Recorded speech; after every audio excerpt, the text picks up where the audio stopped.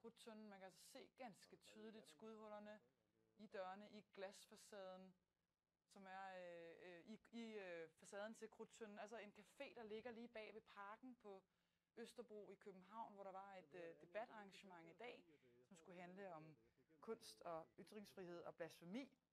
Vi ved, der var indtil flere kunstnere til stede. Det var arrangeret af Lars Vilks-komiteen og den franske ambassadør til stede. Alle kunstnerne skulle som sagt være udskatte og være sluppet derfra igen.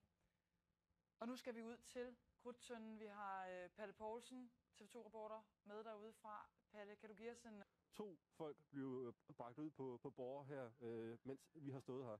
Og lad mig se, de sidste ambulancer er kørt væk, så vidt jeg lige kan se. Men da vi ankom til stedet, der var der 5 ambulancer, og så var der 2 lægeambulancer.